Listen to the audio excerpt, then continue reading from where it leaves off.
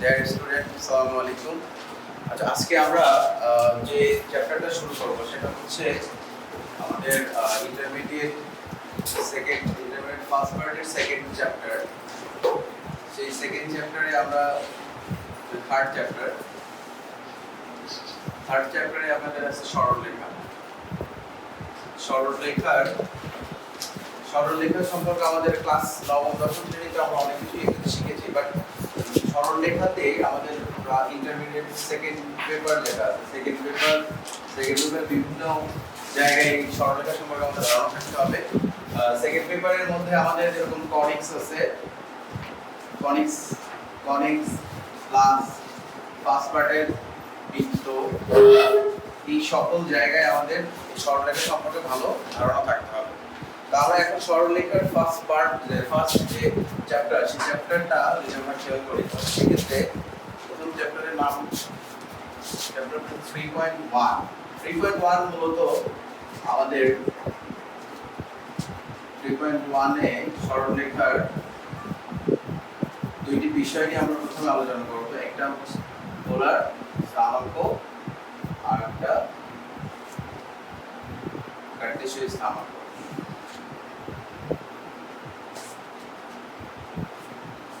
পোলার স্থানাঙ্ক সম্পর্কে আমাদের কার্টেসীয় স্থানাঙ্ক সম্পর্কে সবারই আমাদের ধারণা আছে। কার্টেসীয় স্থানাঙ্ক হচ্ছে কোনো একটি লেখচিত্রের মধ্যে যদি আমরা কল্পনা করি x prime x y prime, তাহলে এই লেখচিত্রের ভিতরে x অক্ষ এবং y অক্ষ বরাবর দুটি বিন্দু যদি আমরা স্থাপন করি, যে কোনো জায়গায় যে কোনো একটা বিন্দু যদি আমরা নিয়ে এই যে দুইটার মধ্যবর্তী, আমরা নরমালি এটার বিন্দুগুলো অবস্থান আমরা নির্ণয় করি কিভাবে?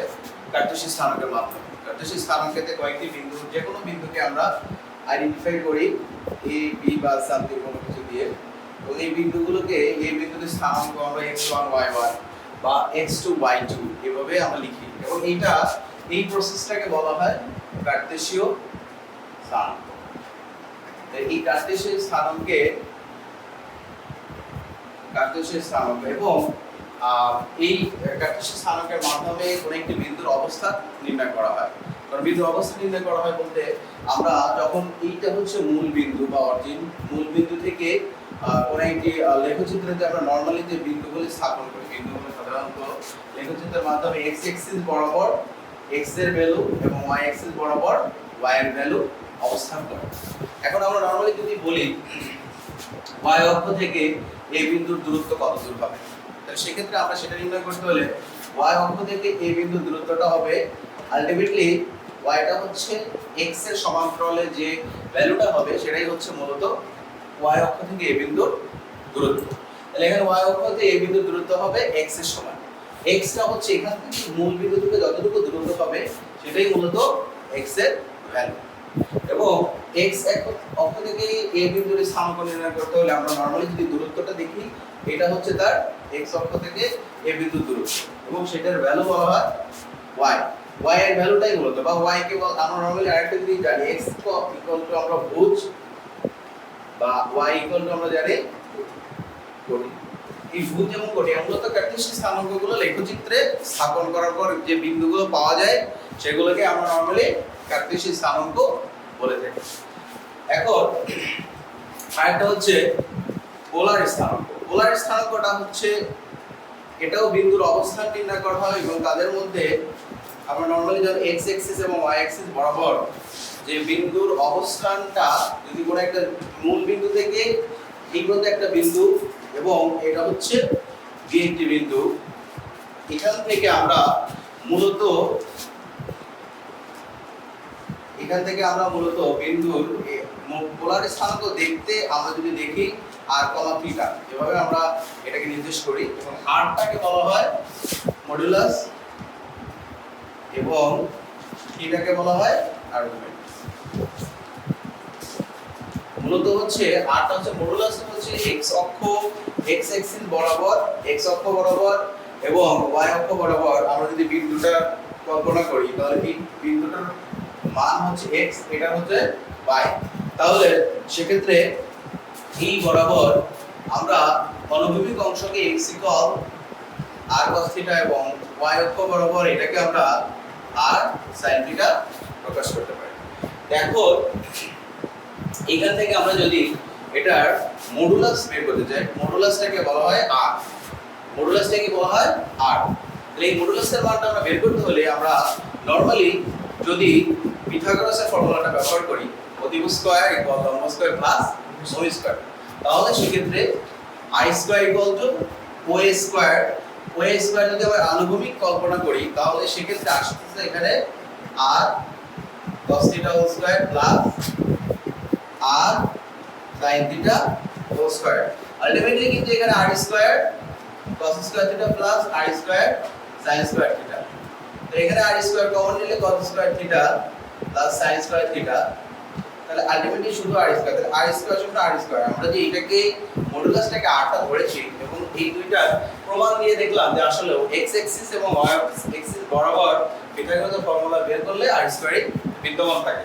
তাহলে আমরা এখান থেকে এটার পরে আমরা মূলত বিন্দু দুটির অবস্থানের পরে যে জিনিসটা আমাদের জানা দরকার সেটা হচ্ছে এখান থেকে আমরা যদি কোনো বিন্দুর স্থানাঙ্ক কার্টেসীয় আকারে দেওয়া থাকে সেটাকে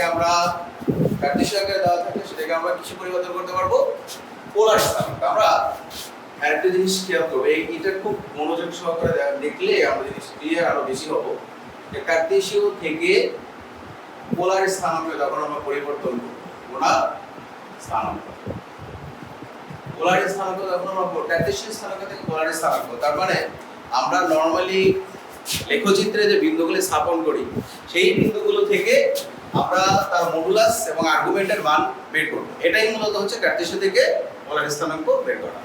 দেখো কার্টেসীয় স্থানাঙ্ক আমরা xy বলতে পারি, xy থেকে r থিটা, মানে এটা হচ্ছে কার্টেসীয়, এটা হচ্ছে পোলার। আমরা ইতিপূর্বে আমরা যে জিনিসটা দেখেছি যে পোলার স্থানাঙ্ক এবং কার্টেসীয় স্থানাঙ্ক কিভাবে দেখা যায় বা কেমন দেখতে, সেই বিন্দুগুলোর অবস্থান, মডুলাস, আর্গুমেন্ট এগুলো আমরা বুঝতে পেরেছি।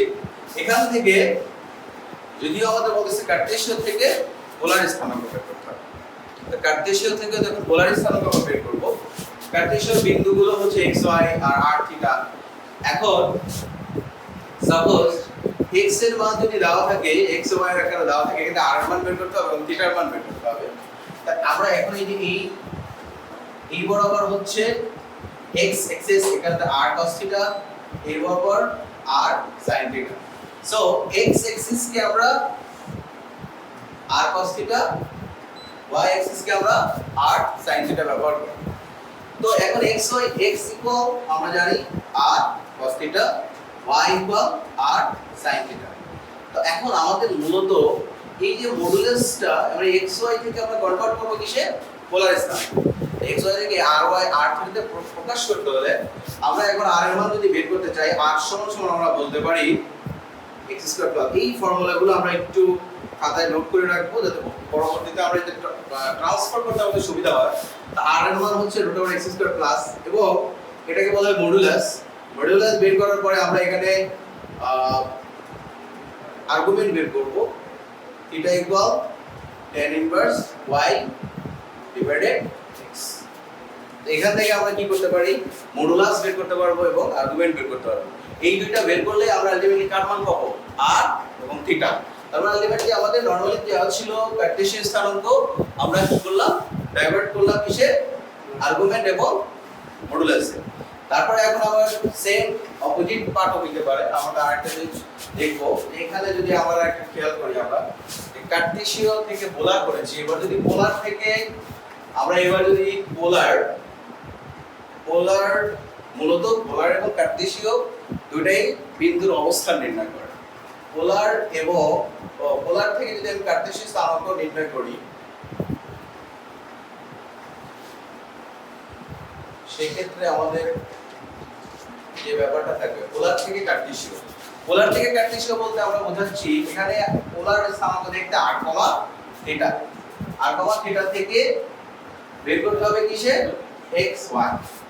তাহলে সেক্ষেত্রে আমরা r, থিটা থেকে x y যদি বের করি তাহলে আমরা জানি প্রথম ফর্মুলাটা হচ্ছে x r cos theta, y equal r sin theta. তাহলে এখন এটা থেকে আমরা যেটা বুঝতে পারলাম যে এখানে r cos theta equal to r, x equal to r cos theta, y r sin theta. তাহলে সেক্ষেত্রে এই ফর্মুলাগুলো আমরা খাতায় নোট ডাউন করে রাখবো এবং এটার পরে আমরা এখন যদি একটা ম্যাথ দেখি তাহলে ব্যাপারগুলো আর কি ক্লিয়ার হবে। এখন আমাদের যে পোলার এবং কার্টেসিয়ান স্থানাঙ্কের যে পরিবর্তনটা সেটা একটা আমরা ম্যাথমেটিক্যাল টার্ম দেখে বুঝতে ব্যাপারটা আরো ক্লিয়ার হবে। আমাদের প্রথম ম্যাথটা যদি আমি দেখি কার্টেসীয় স্থানাঙ্ক থেকে পোলারের স্থানাঙ্কের পরিবর্তন, কার্টেসীয় স্থানাঙ্ক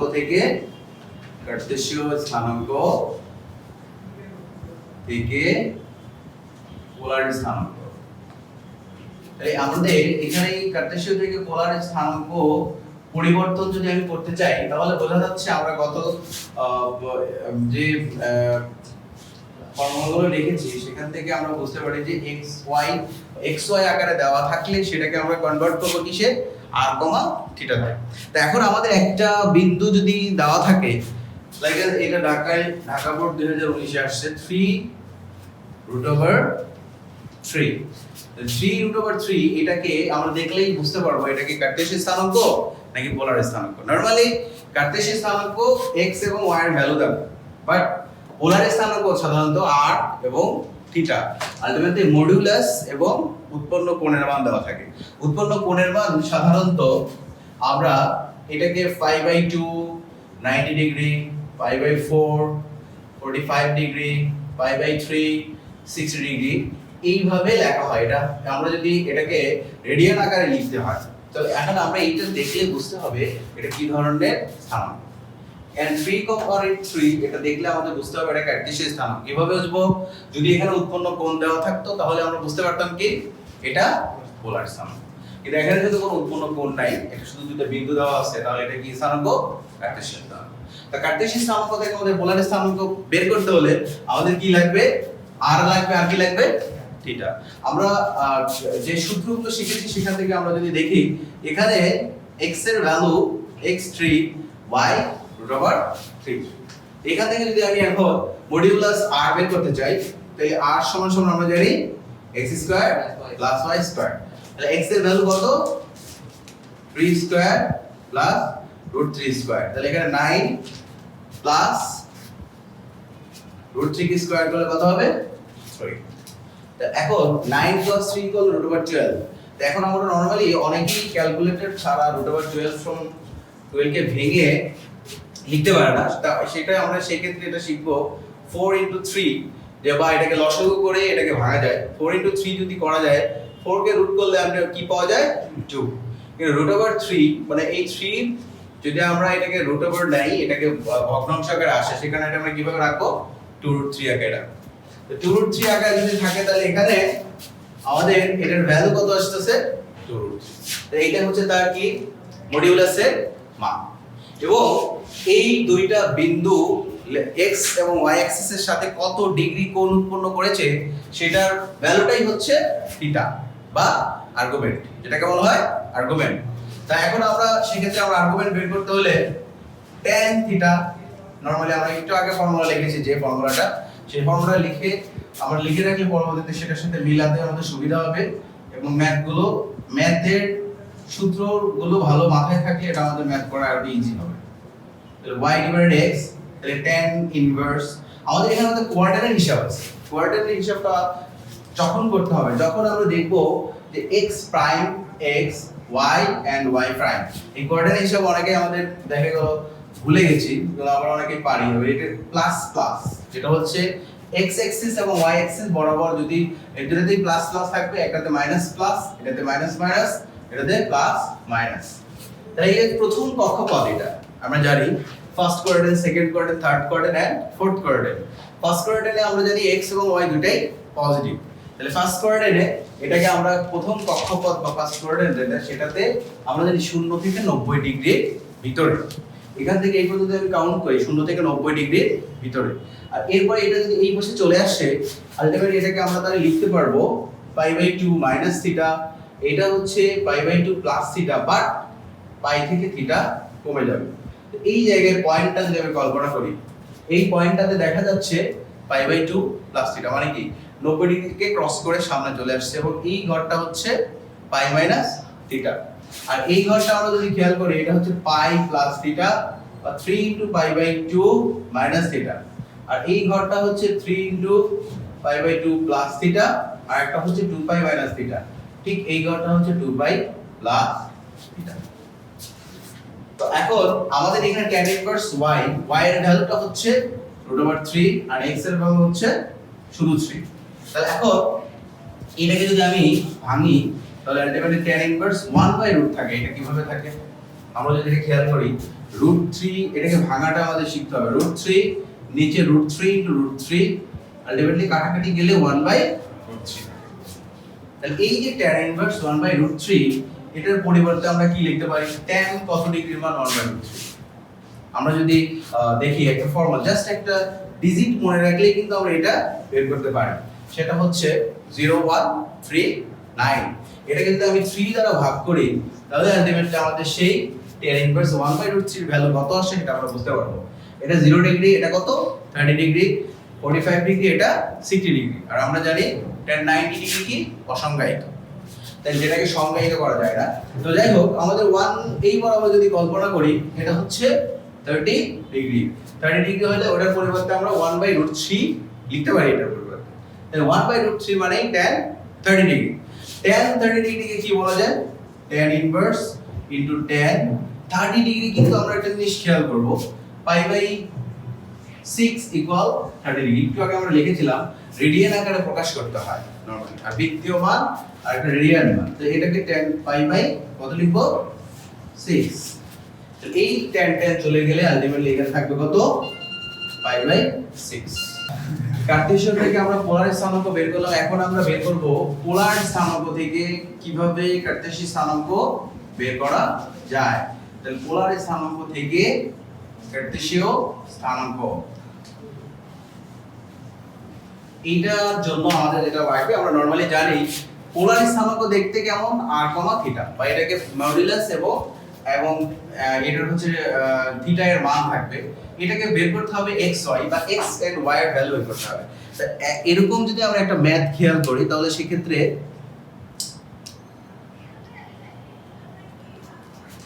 4, একটা ম্যাথ যদি 4, পাই বাই 3 এইখানে যদি আমরা খেয়াল করি এই জায়গাটায় এটা দেখতে কিন্তু আমাদের বুঝতে হবে যে আসলে পোলার স্থানাঙ্ক, যদিও আমাদের প্রশ্নে উল্লেখ থাকবে পোলার স্থানাঙ্ক থেকে কার্টেসীয়, কিন্তু আমরা কোনো একটা ডিজিট দেখে আবার বোঝা উচিত যে এটা কার্টেসীয় না পোলার স্থানাঙ্ক। এটা দেখতে কিন্তু বোঝা যাচ্ছে এটা প্রথমটা r এর মান, পরেরটা থিটার মান। তাহলে এখানে আমরা যদি খেয়াল করি এখানে r ইকুয়াল টু কত 4 এন্ড থিটা ইকুয়াল টু কত পাই বাই 3। তাহলে ধরি আমরা আরেকটা জিনিস লিখতে পারি, ধরি কার্টেসীয় স্থানাঙ্ক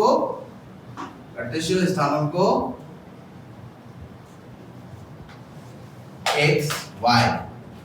এখানে আমরা x এর ভ্যালু বের করতে হলে x equal r cos theta. r এর ভ্যালুটা কিন্তু আমরা ইজিলি এখানে বসাই দেব, জাস্ট বসাই দিলে আমাদের ম্যাথ হয়ে যাবে cos পাই বাই 3। পাই এর মান 180 বাই 3 ইকুয়াল টু কত হবে 60 ডিগ্রি। তাহলে cos 60 ডিগ্রির জন্য কিন্তু আমাদের আরেকটা ভ্যালু জানলে আমরা জিনিসটা ক্লিয়ার হবে। এই যে 43210 এরকম ডিজিট, তো অনেক ডিজিট আমরা মনে রাখি, এরকম করে ডিজিট মনে রাখলে 0 30 40 60, তাহলে হাফ 4 ইনটু হাফ। এবং এটা কিন্তু ফার্স্ট কোঅর্ডিনেটে অবস্থান করতে থাকে নেগেটিভ বা কোনো কিছু মান এখানে উল্লেখ করে দেওয়া আছে কত ডিগ্রি পাই বাই 3 বা 60 ডিগ্রি, যেটা কার মধ্যে অবস্থান করে ফার্স্ট কোঅর্ডিনেটে অবস্থান করে। সুতরাং আমাদের ওই যে কোনো এখানে আমাদের কোনো কোঅর্ডিনেট দেখার প্রয়োজন নেই। তাহলে এখানে 4 ইনটু হাফ আলটিমেটলি কি হয় 2। আবার y equal to r sin theta, r এর মান হচ্ছে 4 sin কত ডিগ্রি হবে পাই বাই 3। পাই বাই 3 মানে তো 60 ডিগ্রি। তাহলে 4 ইনটু sin 60 ডিগ্রির মান হচ্ছে এখানে 0 1 2 3 4 0 3 45 60। এটাকে যদি 4 দ্বারা ভাগ করি তাহলে আমাদের কি আসে 0 30 45 60 √3/2। এটা কাটাকাটি করলে 2 থাকে, তাহলে 2√3। তাহলে পোলার স্থানাঙ্কটা হচ্ছে, আমরা যদি দেখি পোলার স্থানাঙ্কটা আলটিমেটলি আমাদের r এর ভ্যালু 2 এবং থিটার মান 2√3। আজকে আমরা এই পর্যন্তই থাকবে পোলার স্থানাঙ্ক এবং কার্টেসীয় স্থানাঙ্ক পর্যন্তই আমাদের আজকের ক্লাস। নেক্সট ক্লাসে আমরা পরবর্তী বিষয়টা আলোচনা করব ইনশাআল্লাহ।